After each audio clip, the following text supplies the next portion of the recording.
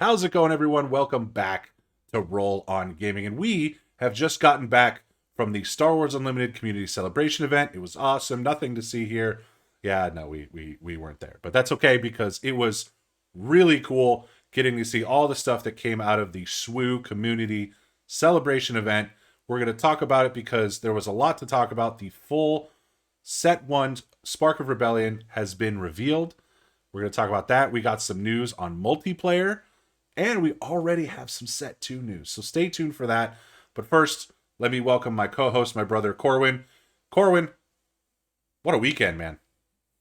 Yeah. I mean, filling out the rest of the set 3 weeks in advance of launch, getting some multiplayer rules, which I know a lot of folks have been clamoring for, and they certainly deliver in terms of mixing up the way the game is played. So, yeah, exciting stuff, and excited to get into it. Absolutely. And what we're going to do here is we're going to talk about the cards that we saw.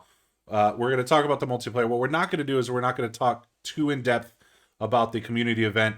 I want to make sure that those creators that were there get a chance to lay it all out from their experience. So if you know a creator, if you see somebody on social media that was there that is talking about their experience and showing off all the cool stuff they got to do, please go support them because it was really awesome that they got a chance to do that. So we're just going to talk about the news, which is the fact that the full Set 1 has now been spoiled. We know every card in Set 1, and we got some really cool cards over the weekend. But before we get to those, we're going to start with the cards that were revealed before the SWUCommunity event, starting with Saw Gerrera. So Saw was revealed on social media just as some of the rest of these were before the event. Saw is a ground unit that is 4 cost and double aggression. He is a 5/4 rebel for 4, and as an additional cost for each opponent to play an event, they must deal 2 damage to their base. Now, this is a rare, and honestly, as a 5/4 double aspect unit, already I'm more impressed with this than General Corral. But where do you land on Saw Gerrera? Yeah, agreed. I think Saw looks really good at 4. Love the 5 attack. And the upside with his ability, you know me and my upside, Kevin. Like, this is definitely a card that is going to make things pretty difficult if your opponent's trying to run events. So I think this is definitely a really good double aspect card at 4. Um, really high on Saw Gerrera. Yeah, I think this is one of the better double aspect units that we've seen. I think, the best one to me is Cantina Bouncer.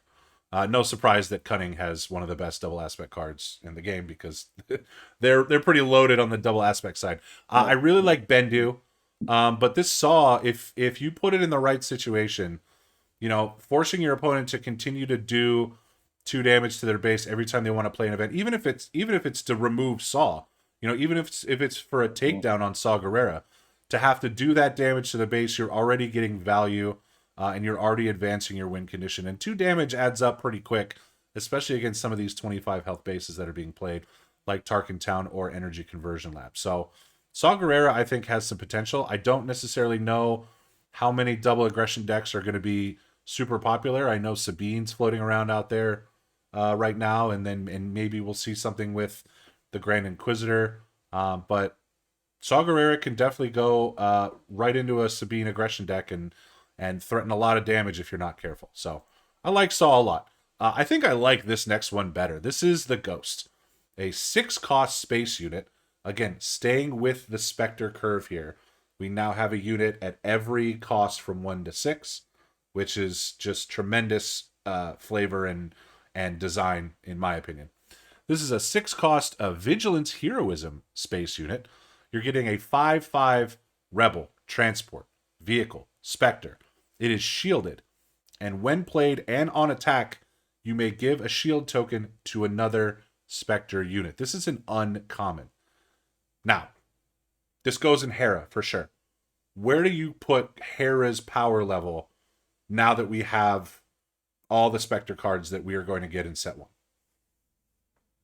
I still probably don't put it that high. Okay. And I don't think the Ghost is a card that's gonna like put her over the top. Um, I think this card is fine. I don't see it as being like a game breaking option for the Spectre archetype. So yeah, I would say Hera is probably like still solidly middle to bottom of the pack, somewhere in there. I don't know that I would go bottom. And here's why. I think the Ghost rounds out the Spectre package pretty well. You need to get to 6 anyway to get Hera out. Hera synergizes super well with the Ghost because if you deploy Hera, presumably your opponent's going to have a tough time dealing 6 to Hera right away, assuming you're protecting your board state a little bit. So if you deploy Hera, then the Ghost can come out shielded, then shield Hera or another one of your Spectre units. Then Hera can attack with with impunity and give an experience back to the Ghost or give it again to another Spectre unit that's in play. I think there's a nice combo that works with Hera and Ghost to where they can just sort of protect each other, or the Ghost can protect your Kanan, for example, or protect Zeb so that Zeb can deal extra damage after he, attacks and defeats a unit. Over the top is definitely not a word I would use either. I agree with you on that front. But I think now that we've seen the full scope of Spectres, there's definitely an argument to be made for Hera to be a mid-tier deck with what the Ghost brings to the table, along with the strengths of an Ezra and a Kanan and a Sabine potentially. I don't know. I think the Spectre deck is one that you have to at least be aware of, right? And I think that makes it cool because people want to play thematic things when it comes to Star Wars. And one of the best theme examples we have right now in set 1 is Spectres. Yeah, don't get me wrong. I'm going to want to try it. But I think, mid tier, I think, is probably the ceiling, at least right now. Mm-hmm. And the Ghost, I think if you can get 2 shields out of it, you're feeling pretty good. But it's got to stay, and coming in shielded helps. I just think 6 is a lot, and yes, you're getting there anyway in a Hera deck, but it's definitely one of those cards for me that's just kind of like, yep, that's a fine option, but it's not gonna like do anything crazy overpowering. I have to look this up because I think there's only one Spectre aside from Hera that's rare. And yeah, I was right. It's Chopper of all the ones. Chopper's the only rare. Because I think Chopper's awesome. Chopper's Chopper's not bad. Chopper's not bad. But Sabine, Ezra, not Hera. Sabine, Ezra, Kanan, Zeb, Ghost, all uncommon. That makes this a super accessible deck, provided you're not including a ton of legendaries in your full build. I love that about that's awesome for sure. Keeping with the theme. And Yeah. All right, so we'll move on from the Ghost. Again, I think we're a little bit off on our power levels here, but that's okay. That's what we're here for. Bail Organa, speaking of rares. Here's another 1-drop for you, Corwin. This is a 1-cost ground unit in Command Heroism. You're getting a 1/2 Rebel Official that has an action. You exhaust Bail to give an experience token to another friendly unit. So basically, it's Heroism's We Have Tarkin at Home. But there's no Rebel restriction. It's just another friendly unit, which is really good. Bail Organa, Alliance Dispatcher. What's the power level there? What's the interaction there? What would you rather have, or would you rather have both? Yeah, it's a good point because I think they probably end up occupying the same spot. So you're going to have to choose between the extra resource and the experience token. I'm leaning resource. I think Dispatcher feels a little bit better to me. I do like, though, that the action is free. That definitely gives him a leg up on a Tarkin for a similar effect. So I feel like, I just don't see him necessarily taking up the same or being alongside some of the other 1-cost options like the Dispatcher. So it's just going to depend on what your deck's trying to do. Yeah, and I think at Dispatcher specifically, when you play it in something like a Luke Green, being able to shield the Dispatcher and then you're above curve for the rest of your plays while the Dispatcher is alive, so that you can continue to shield things. So you're playing Yoda for 2 and having room to shield it. You're playing Mhm. Kanan for 3 and then having room to shield it. I think that it makes it awesome in that deck. And I don't know that you get the same punch with a shielded Bale than what you get with a shielded Alliance Dispatcher, but you know, dropping this sort of mid game and buffing some of your bigger units so that they stick around longer is, for one, is definitely not something I'd be mad at. I just, again, I don't know that it takes the spot of what Dispatcher's trying to do. But the art is great, so there's that. It's one of the better sort of people arts that we have, which I like. Yeah, Um, I mean, the experience token just isn't worth the same as a resource or a shield. right, So right, I think you're feeling better about dispatcher. But again, that it's context dependent. sure, sure. And if you need an official for something, later down the line, then maybe this is worth it. All right, so now we come to the final spread of cards that was revealed during the Star Wars Unlimited Community Celebration event. These were all revealed by people opening packs at the event. There were a ton of packs that were opened.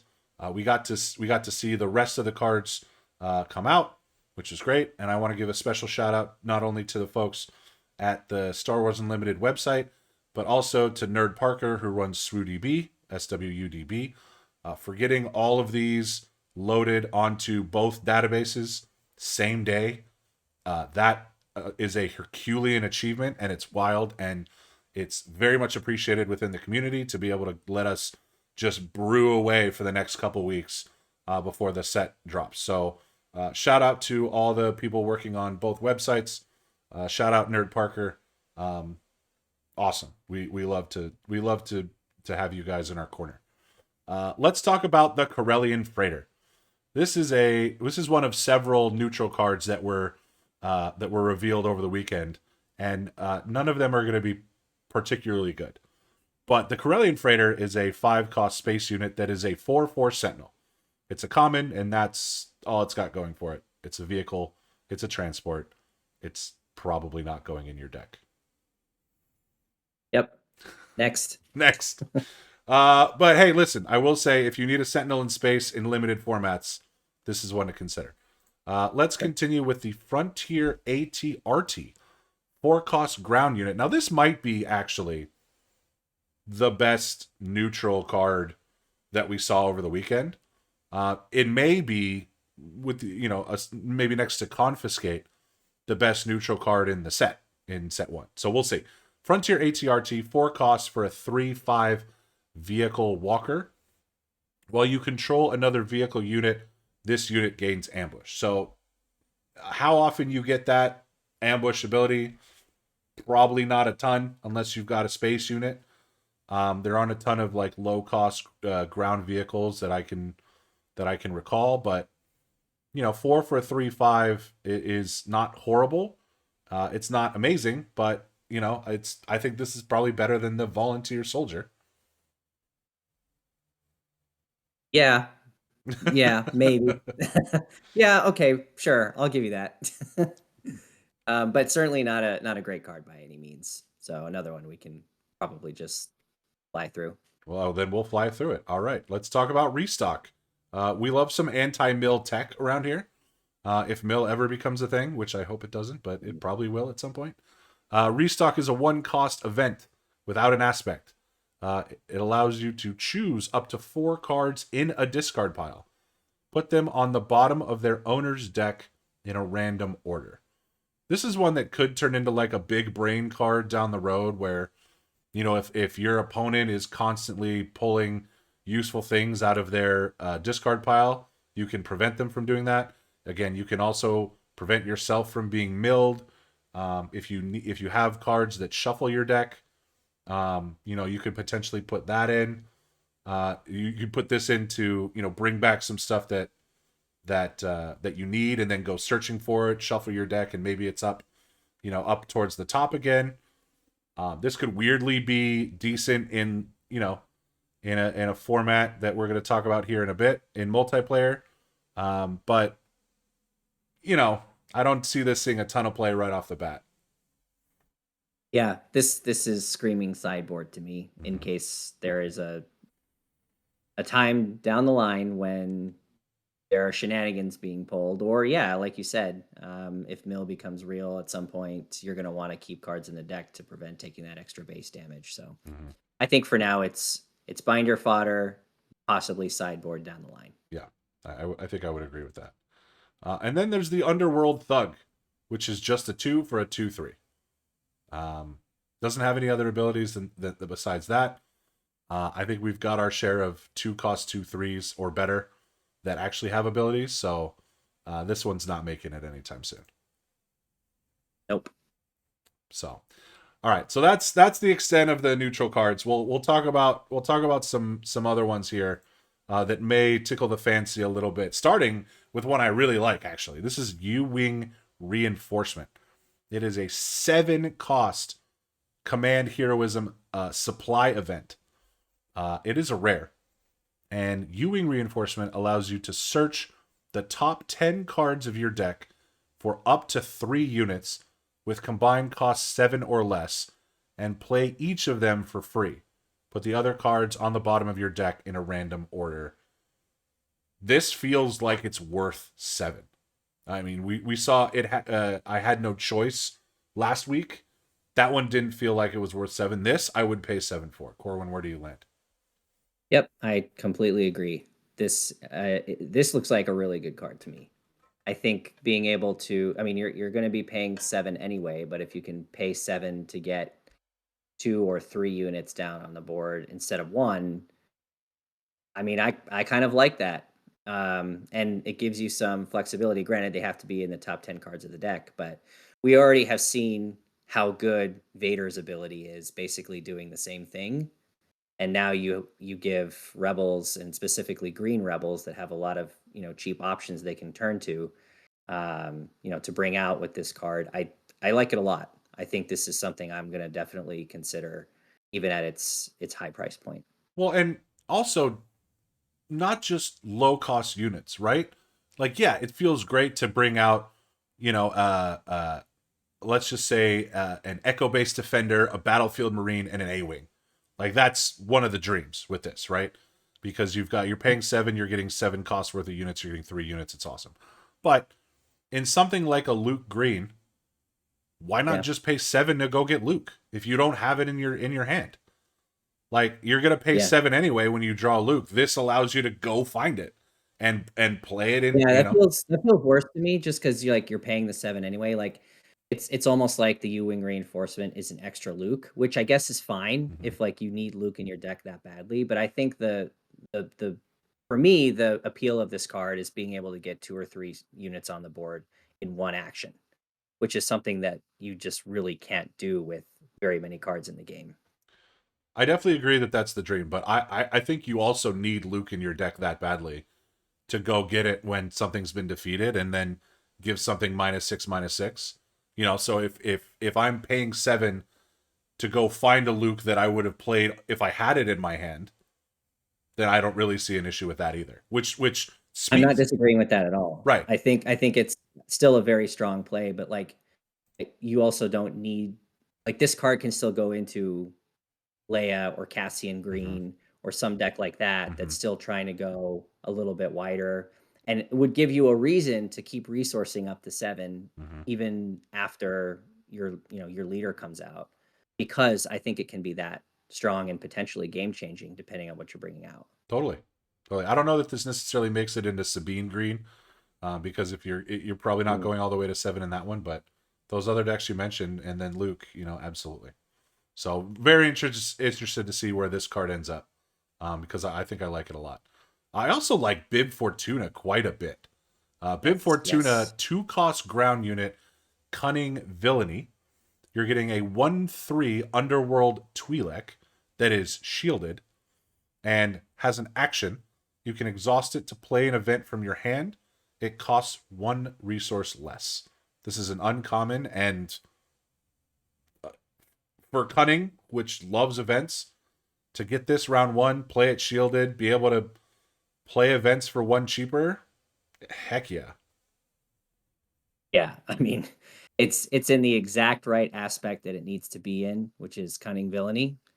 And the shielded I mean, for somebody like Bib, feels kind of random, but like really does add to the.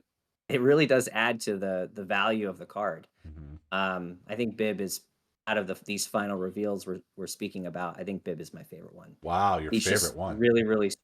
really strong opening option, and obviously there's synergy with Jabba because Jabba's going to go help you find your tricks, Mhm. and then you can play him for cheaper. Like it's just really like this card. Really like this card for cunning villainy. Yeah, you can play tricks for 2 cheaper with Bib.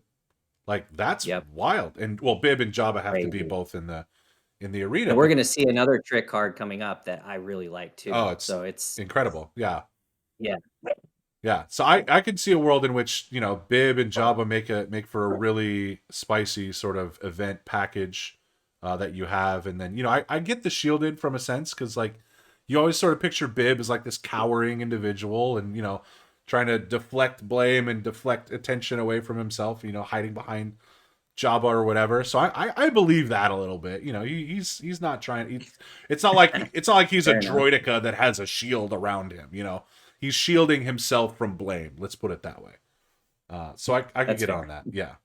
Bib feels great. I'm excited to see if Bib can make it into one of my Thrawn decks moving forward because I wouldn't be Mhm. upset at all at playing this round one and you know that extra resource that I save can be used with Thrawn's ability. So there you go. Oh, there you go. And your opponent's like, oh, because he's shielded, you have to basically hit him twice. Hmm. That's gonna feel real bad for a card like Bib. Yeah. Yeah, it's a really good card. Yeah. All right. So let's talk about Disarm. Disarm is a 1-cost cunning tactic event. It is a common, and it simply says give an enemy unit -4, -0 for this phase. So here we have Jeddah City on Jet a City. on a stick, right? Mhm. Yep. How useful do we think Disarm will be? I don't know. I mean, it's only one cost, Mhm. but it just feels like, I mean, event wise, you can just do so much better in yellow. Um, I mean, for one more, you can exhaust a unit for 2 rounds. Like, I don't Yeah, know. I don't know that disarm quite keeps up, but I do think that for the one cost, giving a -4 is that packs a punch. it does. It does. I think this is going to be really valuable as a potential sideboard card if you're dealing with a deck that has a lot of Sentinel in it. Because if you're Mm, having to run yourself up against Sentinels, giving the -4 generally mhm. will, protect your units from harm enough that you can keep them around while still getting rid of the Sentinel, and they're not getting the trade value that they're looking for by having the Sentinel there. I mean, how many Sentinels do we have that have more than 4 power? I mean, not a ton, right? Mhm. Even Obi-Wan has 4. I think Bendu has 4. Cell block guard, echo based defender, 3 and 4. Like, I think that if you're worried about having to consistently run up against units, there's a world in which this is a really good sideboard card, and maybe this is another supplement to a Jin Urso deck, right? So that you're Mm. even further, lowering your opponent's attack that and trading into them that way. Yeah. Yeah, that could be an interesting application for sure. I Uh, just think I want other yellow events before this one. But oh I yeah, agree, it could be solid in the right situations. unquestionably that there are better yellow events than this. That's for sure. I don't know if you can say Like the this same one. about Sneak Attack. There Yeah. there are not a ton of better events than Sneak Attack. This is a two Mhm. cost cunning trick event. It's a rare. The artwork is fantastic. And Sneak Attack says play a unit from your hand. It costs 3 less and enters play ready. At the start of the regroup phase, defeat it. Whoa. This one has some spice. So you can play it, you can search it and play it for 1 with Jabba. You can search it and play it for 0 with Jabba and Bib. Um or you can play it for 2 and play a 3-cost unit for free that gets to attack right away. Yes, you have to defeat it. I think that's probably a pretty valuable trade-off, all things considered. Um, but Corwin, this card seems good. Seems real good. I mean, basically, like you're getting because of the three cost discount that the card gives you, you're essentially getting one free resource out of it, and then um, the unit enters play ready, which is like we see how impactful that can be with something like the Falcon, Mhm. right? So um, I think there's so much that this card packs in, and even if you are defeating the unit, um, it still is going to do something. There's some work that's going to be done there, even if it is to draw out opponent's removal. So I just think this is a card that really stands out to me as being one of the better events in the game so far. Just a lot of utility packed in here. Do you have this as an early play or a later play? I Because have it as an anytime play. you have it as an anytime play. And that I think is the interesting part to me. Because sneak attack on the surface seems really good. I'll agree with that. But my hang up with sneak attack is that it costs you 2 cards from your hand and an indeterminate amount of resources. It might be no more than 2, or it might be more than that. But it costs you 2 cards from your hand, and you don't get anything on the board after that round. Like, so if you let's say you use this round 1. There are some great when defeated effects out there, but probably none better than Super Laser Technician. Right? So let's say you use this to play Super Laser Technician round 1, and you trade with something. You get that extra resource, that's great. But even if it's not a Super Laser Technician, let's say it's a Battlefield Marine, and you get 3 damage into base. Awesome, you've done it. But now you've spent 2 cards from your hand, have not developed your board at all, and your opponent has card advantage on you. I wonder if maybe this is better as a finisher than as a starter for any other thing that's not advancing your board like a super laser tech. Where do you land on that sort of puzzle? I would agree. It's definitely better late. Yeah. It's definitely better mid to late than it is early because it shouldn't be your first play. Mm-hmm. That just isn't. So maybe I can modify my statement a little bit. But I think I agree that it's something you're going to want to see late. But I do think that there are points in the early game where this can really kind of turn things the way that you need them to turn. Mm-hmm. And so I don't have an issue necessarily with this coming in, round 2, round 3, sneaking out a 4 or 5 cost unit early and letting it do its thing. Um, that's going to feel pretty good. Yeah. So, yeah. So aside from it being a first round play, I think any other time there's going to be real strong uses for it. Yeah, and if you have a card that has both a when played and an on attack ability, Yes. imagine playing this to get a discount on a reinforcement walker, where Mhm. you can heal 6 damage from your base before it is defeated at the end of the phase, Mhm. and attack for 6. Like that, I think is worth it, but you're going to take a while to get there. So I If you're still, running it in green, this is going to feel real nasty with ECL. yeah, um, yeah. I mean, you can't combo them, right? But having yeah. this as well as Energy Conversion Labs ambush just means that Hmm. you're going to be getting a bunch of attacks off, without your opponent necessarily being able to deal with it, or Hmm. forcing them to deal with it once you play with sneak attack. So I do Yep. still think this is a very good card. I worry about the card advantage lost with it, and that's why I'm in a little bit more of a wait and see approach. So we'll Fair enough. so we'll see.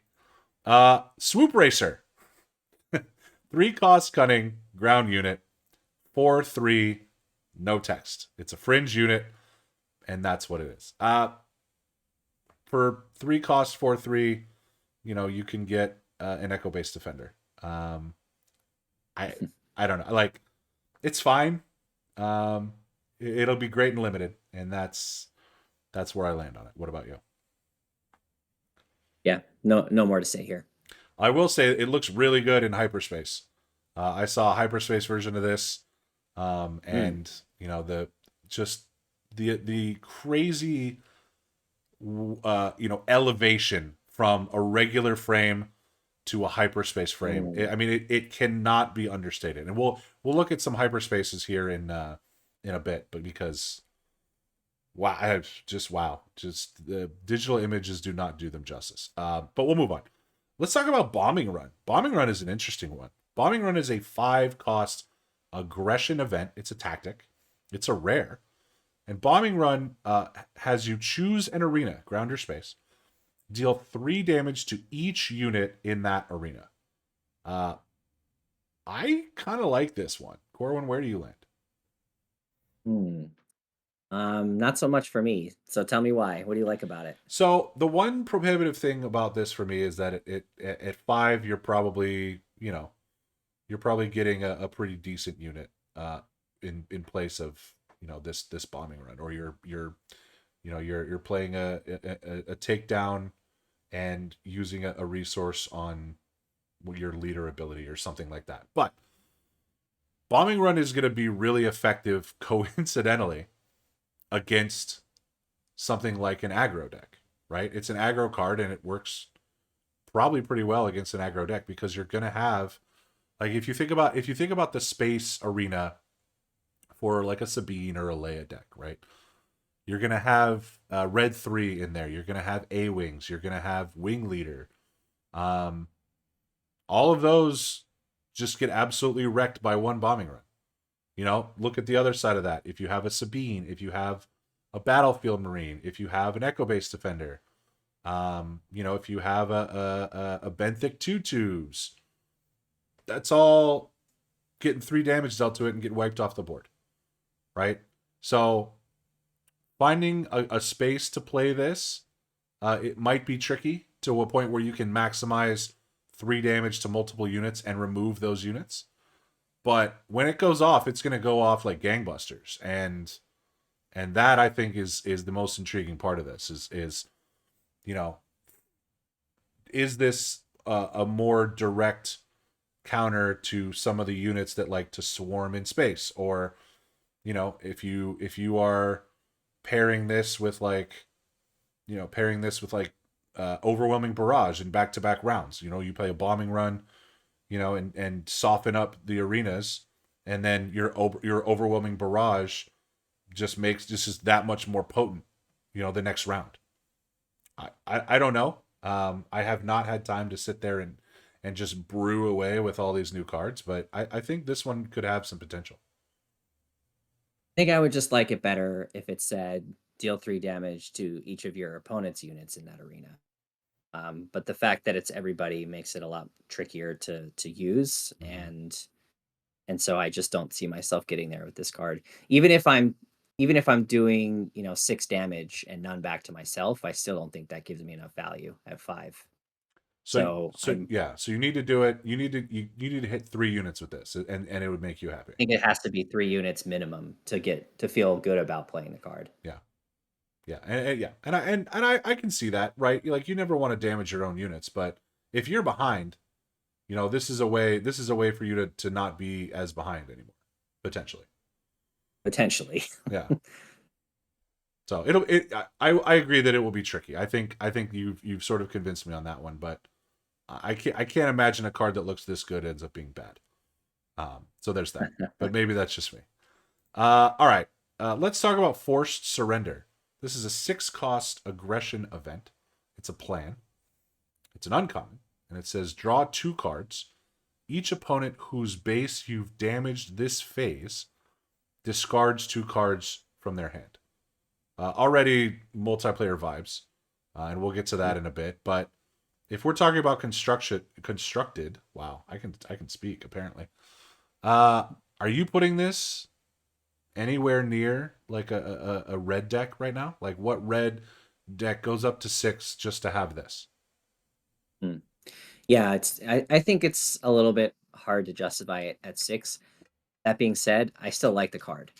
I Mm-hmm. think um I think the discard too at that stage of the game is actually quite interesting because just thinking about like natural draw curves by the time you get to, well, I guess it would be what, turn 5. Mm-hmm. So your opponent's going to be down to like 3 cards in hand. Mm-hmm. So taking 2 of those options away feels pretty strong at that point, and then giving yourself 2 back to kind of fill up your hand. So I actually don't hate the card in general. I just think it's going to be a little tough to swallow at its price point, Yeah. because it's really doing is messing with hand dynamics and not actually advancing your board state much. Yeah, and I think that like right now, like again, I don't know how many red decks are going up to 6 and not playing a unit at 6. So Hmm. sure, it can be very disruptive in the right situation. And the fact that you draw 2 cards because of it is also very helpful. But I don't know that I I'll mean, be I slotting just this don't in. know if like black one also costs 6, right? Mhm. So and gives you a similar effect, doesn't discard from your opponent, but at least you're getting a unit for those 6 resources. I mean, Cassian needs to get to 6, right? So I feel like Sure, that's probably the deck it goes in, if it goes in anything. sure. But otherwise, yeah, it's just, I like the card. I'm gonna have a tough time getting to it over a unit at that price point. Right, like I'm playing Ruthless Raider before I play this. But Mm. I also am partial to Ruthless Raider, so maybe I'm wrong about that. Maybe I'm missing something. Am I missing something on Forced Surrender? Let us know in the comments below. Because it's very possible. These are all brand new cards, and I'm happy to eat my words later on. We Force Lightning, man. Force Lightning is here. This card is wild. This is a legendary 1 cost aggression villainy event. It is a force event, and it's a doozy. Choose a unit. It loses all abilities for this phase. Then, if you control a force unit, pay any number of resources and deal 2 damage to the chosen unit for each resource paid this way. So, for example, if you pay 2 additional resources, you're doing 4 damage for 3. If you pay 3 additional resources, you're doing 6 damage for 4, in addition to making the ability disappear. This card, I think, is awesome. I'm going to want 3 copies, and it's going to be difficult to come by because it's a legendary, but I'm going to want it anyway. The art is really cool. Yeah, I'm in on Force Lightning. I think I'm probably being biased because of how cool it is and the fact that it's a villainy event, but I really like Force Lightning. Yeah, I think it's fine. He Um, thinks it's fine. I think it's fine. I think, it's nice. It's nice to have the reach effect there. So I do like the fact that the 2 damage isn't really capped, except for how many resources you have. Mm-hmm.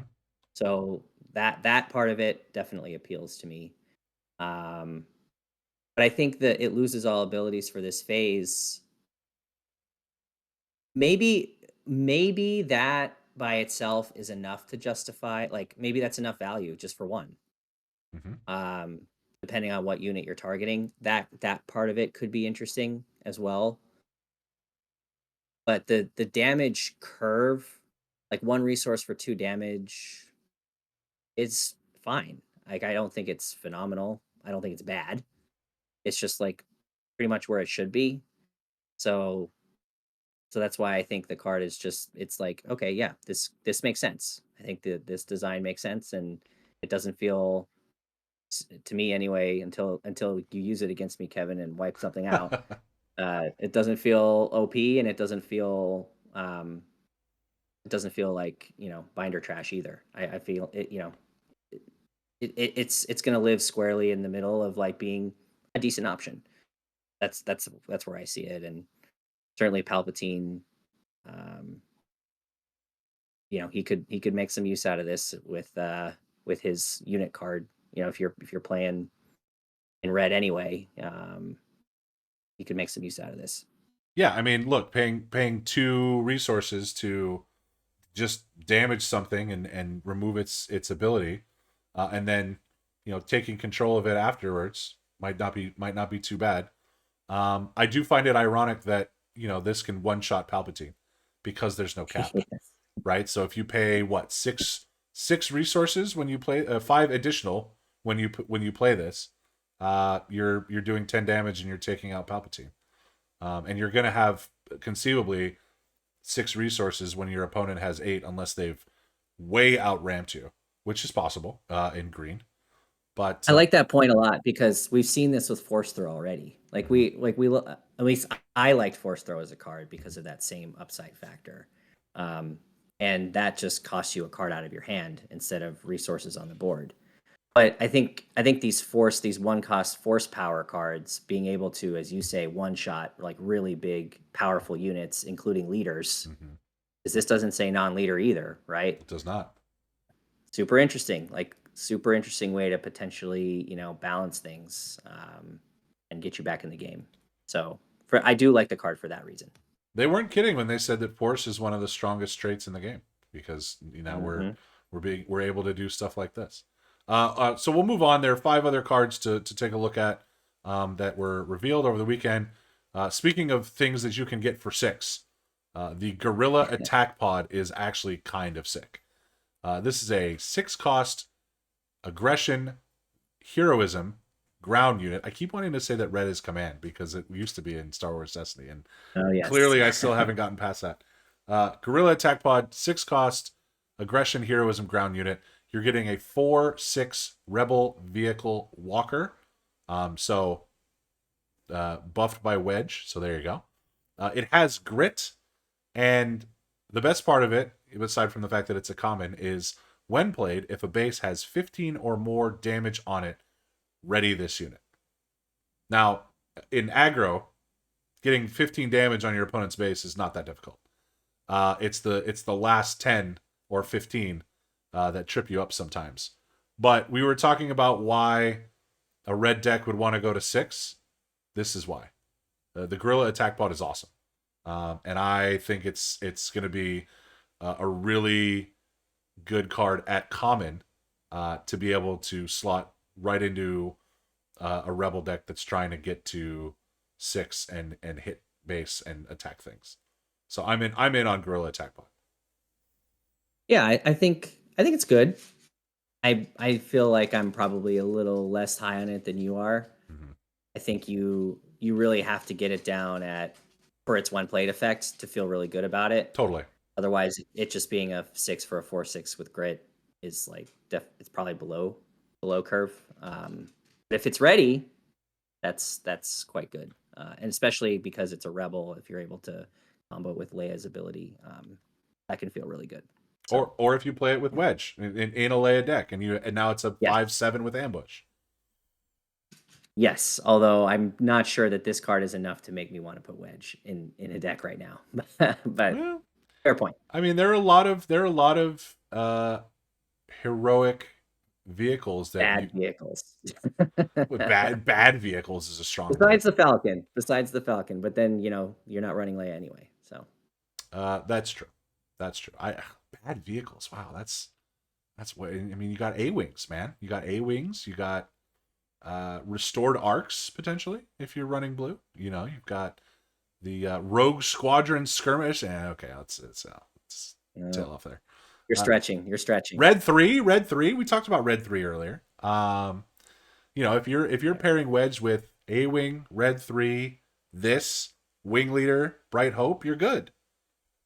You're solid. That feels like a totally different deck. That's not. I mean, yes, it's a fair argument. Maybe I shouldn't be so dismissive of my hero vehicles, but yeah, it feels like a totally different deck at that point. Probably. Because you're probably also going to want to run the really bad snow speeders too. So No. Well, not probably not the 5-cost snow speeder, maybe the 6-cost. But I think again, there's a world in which Gorilla Attack Pod just takes the place of that snow speeder. So we'll it's see. definitely better than that snow speeder. Right. I'll give you that. Right. So we'll see. We'll see what happens there. Smoke and Cinders, 5-cost aggression event. It's a disaster, whatever that means. It's a rare, and each player discards all but 2 cards of their choice from their hand. There's a reason why this is a disaster. If I pull this as my rare, it's going to be a disaster. I don't Yeah, it's not gonna feel great. I don't like Smoke and Cinders. I don't at all. And also, what a morbid shot. For those of you who are just listening and not watching, the art is literally Luke staring at the burning remains of Uncle Owen and Aunt Beru's home. Like, what? What are we doing? Yep. I'm with you. No thanks to this one. With my luck, I'm gonna get a full play set of Smoke and Cinders right off the bat, and then just be like, all right, Yes. well, this'll This will be the this'll last card chosen in draft. this'll hang out in the binder for a while. So off we go. But all right, let's continue with another rare that I think is a little bit better. This is Electro Staff. This is a 2-cost Vigilance upgrade. You're getting +2/+2 with this item weapon. You can attach it to a non-vehicle unit, and while attached unit is defending, the attacker gets -1/-0. I could see this being pretty cool. You know, two costs for a +2/+2 is right on curve, and then adding some extra survivability on top of that, with any attackers getting, -1 attack. You put this on a sentinel, maybe it's trading more favorably. Do you run this over entrenched? Maybe. It doesn't have the same drawbacks as entrenched. But entrenched is obviously +3/+3. So there's that. You definitely don't run this over Jedi lightsaber. So there's that part of it. And then if you're valuing Jedi lightsaber and entrenched more than you're valuing electro staff, is there room for it in a blue deck? Am I just making all your points at this point? Kind of, yeah. I just think there are too many other blue upgrades that feel better at 2 than this one. And that's not to say it's a bad card. I think Right. like you said, it's on curve. Right. It feels very fair. But I think, yeah, I think entrenched. I think um, Jedi lightsaber, even though it's 3. I think Luke's saber, even if it's not going on Luke, might be slightly better with its 3 attack. Yeah. So um, this is probably a pass for me in most formats beyond or in constructed. It's probably a pass for me. Yeah. I think I'm taking this over Luke Saber again because the added HP and technically the second amount of added HP with the defending ability is there. But yeah, I'm definitely not taking over Jedi lightsaber. So let's write that off a little bit. All right. Then we got to talk about Gideon Hask. Gideon Hask is awesome. The art is great. The card is great. It's a rare. It's a 5-cost vigilance villainy ground unit. You're getting a 5/5 Imperial Trooper. And when an enemy unit is defeated, give an experience token to a friendly unit. I mean, this dude's awesome. Yeah, you have to keep him around to get the value because 5 for a 5/5 is, not super amazing. But if you can park him behind a sentinel or, play him with the blue base to give him a shield, or play him with Moment of Peace to give him a shield, or however you need to keep him around, any enemy unit being defeated, giving out experience tokens and making your unit stronger, plus having all the relevant traits with Imperial and Trooper. Sign me up. I need 3 of these stat. I need 3 of these way before I need 3 of Smoke and Cinders. Sure, yes, better than smoke and cinders. But I think I'm lower on this card than you are, just because I think it's hard for me not to think of Callus in this situation. Mm-hmm. And granted, Callus ability only triggers when he personally is defeating. I actually could be wrong about this, but when he is defeating a unique unit, he triggers the draw. But I have to feel like at 5, I'd rather have Callus than Gideon. Um, Again, I'm having a hard time valuing that experience token more than drawing a card or some of the other effects that are available for similar cost. So I think I'm probably a little bit lower on Gideon than most, just because I feel like he's not quite giving the same value. I'm gonna have to disagree with you on Callus because one, you were incorrect about his ability. It's whenever another unique unit is defeated, but it only happens once per phase or once per round. But Hmm. also, yeah, you get the ambush, but that's a 5 for a 4/4. So you know, I think you sort of play around keeping Gideon around, with your whatever tricks you need to do to be able to make the most of this. And I think I'm taking this over Callus mostly because I don't know that I'm including Callus in any green decks right now. That I at least that I'm building. So I think and maybe it's recency bias, right? Maybe it's the newness of Gideon Hask and how cool it looks. But I think that Callus is on the outs for me and Gideon's on the ins. I like him in Tarkin. I Yeah. think outside of that, you know, without any other kind of synergies there, he just feels okay-ish to fine. Mhm. Well, yeah, I guess we'll find out. This is this is challenge number 2. The challenge number 1 last week was to make a deck where Guardian of the Wills was good, and now I have to make one We're where not going to agree on every card, Gideon Hask is so good. I'm happy to be proven wrong. Yeah, Um, we'll see, but yeah, I think you can do better for 5. fair. Well, yeah, I guess we'll find out. Uh, what about what you can do for 8? Uh, we finally have the long-awaited board wipe, and it is a doozy. It is Super Laser Blast, an 8-cost Vigilance Villainy event. It is a disaster and a tactic, and it's a legendary. And it literally just says defeat all units. All of them. Every single one.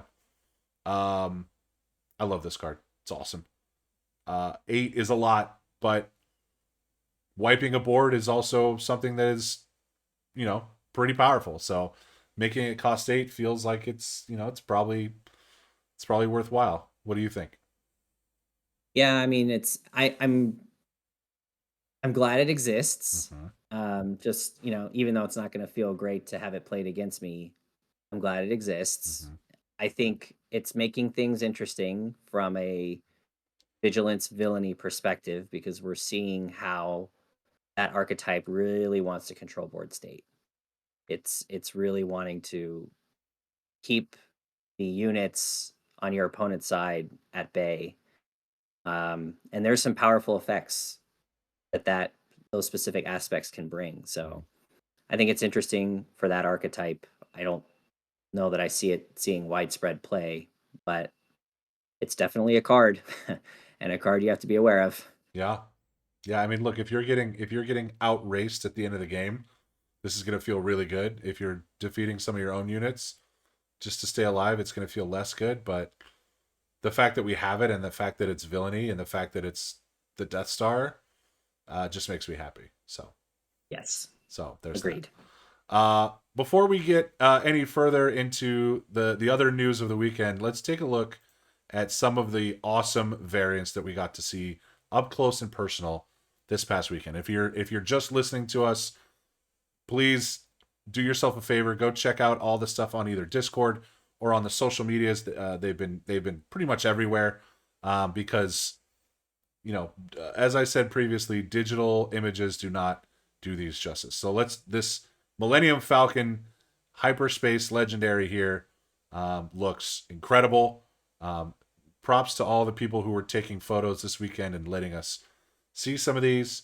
And it's not just the hyperspace that you're getting in the space. You're getting just the extended art with something like this Luke Skywalker. I mean, adding those extra little bits on the border, Corwin, is just it's such a game changer to see that. It makes a huge difference. It makes a gigantic difference in the way the card looks. And yeah, they look awesome. Yeah, and there was somebody who pulled a hyperspace Sabine, and you can see like the Phoenix Squadron artwork on the wall that was covered up previously by the frame. So it adds so much more. It's an Mhm. extension of the art, but it's also you know an extension of the aesthetic, really. And then you get into the hyperspace foils. Like this makes you want to play Gideon more right here. Just Oh, looking at there you this go. card. Yeah. If I pull this card, I'll play some There Gideon. you go. Yeah, the foiling looks tremendous. The rainbow foiling looks really cool. And then again, having that in the hyperspace, you see stuff like that, and then you see a force lightning, just lightning going off of the card. Oh man, like all in on these alternate frames and the alternate treatments. Like it really, seeing all that this weekend really has me excited to chase stuff, and it has my wallet shaking in its leather is what it is, because I'm going to be significantly poorer after the 8th of March. I'll say that with full confidence. But yeah, I'm really excited to get my hands on some of these cards. I'm also Yeah. excited to attempt to pull a showcase, and we've seen 3 showcase variants this week. One of which we Mhm. saw via the socials on FFG, and 2 were actually pulled at the community event. So first we have Iden Versio, alternate art, full art frame. This looks awesome. I think that if you take a look at this is, all of these are going to be the vertical versions, but the horizontal versions are even more extended to a degree because there's more real estate to play with. So you see more of Iden's laser blast and more of the forest around her in the back. I mean, these showcases are such a home run, man. They look great. Yeah, And yeah, I mean, it's gonna feel so good to pull one of these. it really. Doesn't even matter which one it is. No, it doesn't matter at all. And there was such an uproar when the 2 that were pulled on Saturday happened. You could hear them in the background of the stream.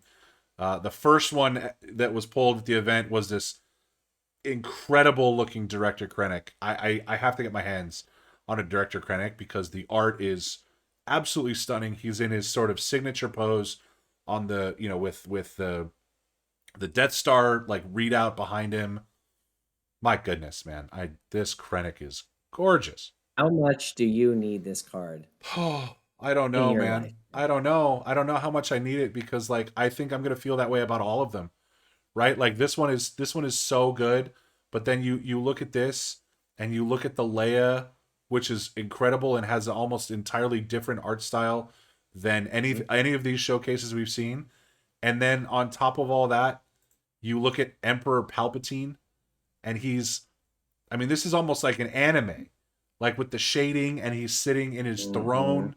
Like, oh my goodness, the fact that both of the showcases that were pulled this past weekend were villainy leaders. I was dying. I Oh yeah, loved that's true. I loved seeing it. So, we're still a ways out from seeing all the showcases left to see. We've only seen the 2 heroism showcases with Chewbacca and Leia, and now we've seen Palpatine, Krennic, and Iden. So I I'm shivering to think of what my soul is going to do when I see the Thrawn showcase. Like I think that's Oh, the one, yeah. probably more than Krennic, that is going to send me sort of over the edge and into my life savings at that point. But Yeah. if they look anything, if Palpatine looks anything like Krennic, anything at all, I'm I'm like Scrooge McDuck into the coins. I'm diving in. But they look tremendous, and shout out to the folks who pulled the showcases and got to show those off. That was really awesome. Shout out to everybody who opened packs and was so quick to get us all these cards. We're running low on time, but I'd be remiss if we didn't mention the first thing that they talked about during the community celebration event, which of course is our multiplayer format. They're going to be doing a stream for the multiplayer format this coming week, but we got some insight into Twin Suns, and wow, is it different than what we expected. So Twin Suns, right off the bat, is not a 2 versus 2. It's not a team format, which a lot of people expected. I think there were some feelings about that until people actually got to play it. And every piece of feedback that I've seen coming out of the community celebration is that Twin Suns is awesome. There's a lot of differences to originally, your typical premiere or constructed format. First of all, every player has to have two leaders. Two leaders. Now they have to either be both heroism or both villainy, but you can choose any color combination that you want for your two leaders. So it potentially opens up an entire new aspect for you. So instead of playing with two aspects, you could play with three.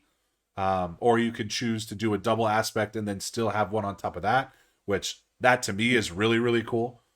Because now you can still play some of these really good double aspect cards in addition to another aspect that can help you out. And then on top of that, you can only have one of every card in your deck. It's still a 50 card deck for now. It's going to go up to 80 after set 4 releases, but it's a 50 card deck, one of each card as opposed to the traditional 3. So right there, Corwin, just massive changes to the format and ones that are going to make for really fun and spicy deck builds. And that's how it should be. If it's going to be a multiplayer format, we should be able to do things that we can't do in the normal game. That's my view anyway. Sure. So I think having the multiple leaders, I think having the one of each card, a la Highlander format in Destiny, both of those feel like major wins. And sign me up. I'm definitely going to be interested in exploring. And obviously there are more changes too. But those, just in terms of deck construction, I think are really, really compelling for the format. Yeah, and I had the most success that I had at any tournament with the Highlander in Destiny. I'll have to dive into this one pretty good. But so again, not a team format; it's a free for all format. They weren't really specific about how many players, but I think it's optimized for 3 to 4 players. And there's no passing in Twin Suns. You either have to take a legal action, or you have to choose an available counter. And I say an available counter because it's not just the initiative token. There are 2 other tokens that are in play with Twin Suns. So again, you can take the initiative, which passes all future actions and allows you to go first the next round. If you have the initiative and you go first, play continues clockwise from you. But you can also choose to take the plan counter, which if you take the plan counter, you draw a card and then you put one card on the bottom of your deck. Could be the card you just drew. It could be another card that's in your deck. But either way, you're drawing one and you're bottoming one. Or you could take the blast counter, which if you take the blast counter, you deal 1 damage to each opponent's base. So in a game of 4 players, you're dealing 3 damage, 1 to each base by taking the blast counter. So those things are really cool. I'm hoping we get official tokens for plan and blast to go along with our official initiative tokens. That would be pretty sweet. I'm excited to see how taking these counters and choosing how to do which one changes the game a little bit in the multiplayer format. But then we got to talk about how you win, right? So to trigger the end game, a player has to be fully defeated, their base health reduced to 0. When that happens, 2 things start. The person who defeated that player heals 5 health from their base. And then, now the game is on a clock, right? So the game will end at the end of that current phase or round, and the player with the highest remaining health is declared the winner at the end of that phase. So it's not just, oh, let's everybody gang up on this one person, and get them down to 0 and end the game, because you may not have the highest health left if you do that. And also the game won't go as long, and your other opponents might have different plans than you in ulterior motives and stuff. So there's a lot of campaigning and politicking. They played a game on stream and it was chaotic, but in a good way. So this is overall, I think this is a really interesting format and one that people are apparently having a ton of fun with. I mean, yeah, it's all these different rules and different ways to play. I mean, that's mix it up as much as you can. Give the people a way to just be more creative and let the game breathe a little bit more. I'm all for it. I'm gonna definitely want to get some multiplayer in. Oh yeah, we're definitely gonna have to set up some multiplayer stuff. It remains to be seen how much multiplayer will end up in some of the casual or competitive formats within Star Wars Unlimited. So we'll see if that ends up playing a role in something like tournament points or something like the Galactic Championships or anything like that. Even if it's like side pod multiplayer games, that would be pretty cool. Because I have a feeling you get through those decently quickly. I'm excited to try it out.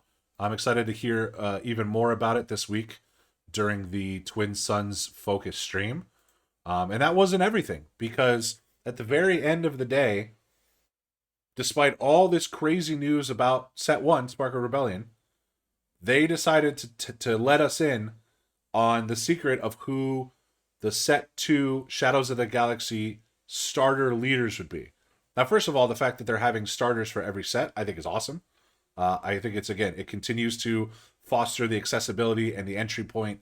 And again, having these special cards that you can only get from the 2-player starter sets, that's going to be really cool for collectability and things like that. But I couldn't even think about Set 2 at that point. But it's important to note that the starter leaders for Shadows of the Galaxy are Moff Gideon and the Mandalorian. So that, at some point, will be very, very exciting. Amazing. Yeah. And I guess it kind of makes sense, because if we're getting 3 sets a year, pretty soon we're going to have to start, by the summer, basically, we're going to be looking at Shadows of the Galaxy. So might as well get the spoiler train rolling. But yeah, no, I think that's awesome to see. We never got any Mandalorian stuff in Destiny. Yep. So to think we'll have it in this game and have it soon, I'm super excited about that. Kevin, I'm behind on my Star Wars shows. Yeah. But I just caught up on the Mandalorian recently and really enjoyed it. So I'll be excited to see those characters in the game. Yeah, and look, they've got to get it started, because if you think about it, the game was announced last May, and it is now February. So we've taken 9 months to fully reveal Set 1 of Spark of Rebellion. It's like Star Wars Unlimited was having a child, right? And it took 9 months to get this full setup, right? But now, when the game releases in March, you're going to have 4 months to reveal another full set of cards. So it's going to be fast and furious when it happens. They're not going to do it right away, because they're going to be focused on Set 1 and deck builds and things like that. But it's gonna get here pretty quick. So I'm gonna have to kick it into savings mode again once we finish with March to get back on the track for in time for July, because but that's so far away. I can't even think about Set 2 right now, because I'm so excited to get my hands on Spark of Rebellion. We're less than 20 days away, right? And, by the time you're listening to this episode, we might be 2 weeks away. So I'm stoked to see that we have everything. I was really thrilled to see the amount of care and attention that the designers and the dev team gave to everybody who went to the community event. Again, for coverage of that event, make sure you go check out all the creators that were there. There's going to be a ton of content coming out over the next couple weeks about all the nuances of that event and how cool it was, I'm sure, to be a part of. So go check that out. And if you're here listening to us, thank you. Thank you for making it this far. Thank you so much for continuing to support us. Despite the fact that we didn't go, we were super excited to talk about it. We were super excited that it happened, because it's just such a boon for this game. And we're really thrilled to be a part of this community as we get ever closer to March 1st and playing some pre-releases. So, Corwin, inching our way there. Almost there. We're getting there, man. So that's going to do it for us today. Thank you all for listening. If you continue to enjoy our content, be sure to drop a like on the video. If you're new, please subscribe to our channel. That helps us out a lot. And comment your thoughts on the new cards down below and what you're most excited about now that we have the full spread of cards to build and tinker with in Spark of Rebellion for Star Wars Unlimited. So that's it for us. For my brother Corwin, I'm Kevin, signing off.